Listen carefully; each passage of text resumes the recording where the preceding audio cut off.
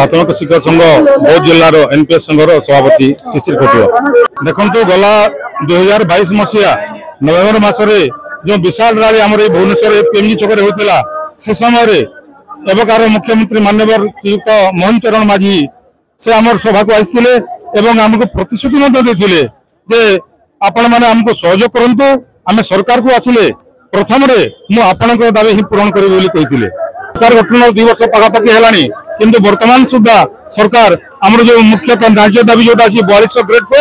एवं 6टा national increment को 6 वर्ष को ठिका चाकरी उच्छेद करवा किंतु आज पर्यंत पूरण कले ना। मो बौद्ध जिला संपादक अच्छी प्राथमिक शिक्षक संघर 2000 1.5 वर्ष हो प्रतिश्रुति को से रक्षा कर पारे ना तेणु आज समग्र ओडिशार शिक्षक शिक्षयित्री आज राजरास्तार आमर न्याय दाबी न पाइला पर्यंत आम राजरास्तार हटबू ना। शिक्षा हूँ अनिता बहुत डिस्ट्रिक्ट आसी आमर जो दाबी गुड़ाक अच्छी श्रीजुक्त मोहन चरण माझी जदि आम शुणे आम कि उपकृत मो ना सोमनाथ गणा ओडिशा प्राथमिक शिक्षक महासंघर सदस्य रायगढ़ जिलार जिला सभापति माध्यम ओडिशा सरकार माननीय मुख्यमंत्री को जनाइबा चाहूचे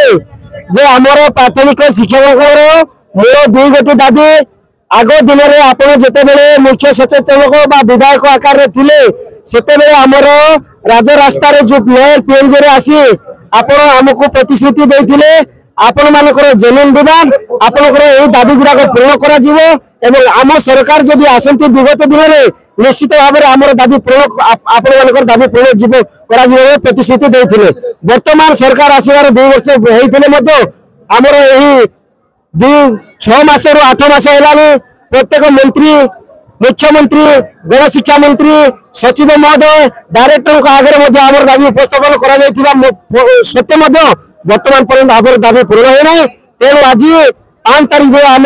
नयर पीएमजी राजरास्तार आम समस्त प्राथमिक शिक्षक महासंघ तरफ आम आहुति देचु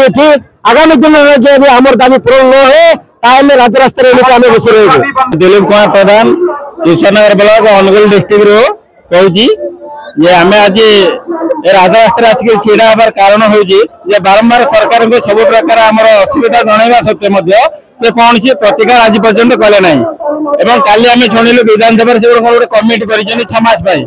आम 24 वर्ष है तो तुम दे आम सब दाबी आम आपण मैंने समस्त जानी पुणी कमिटी कौन आपण मैंने कौन आगुरी कर बुझी पार ना कि आज कमिटी करुँच तेणु मो आमर ये उपस्थापन हो दाबी जे 6टी नेशनल इंक्रीमेंट जो ठिका आमर कार्यकाल को मूल दरमा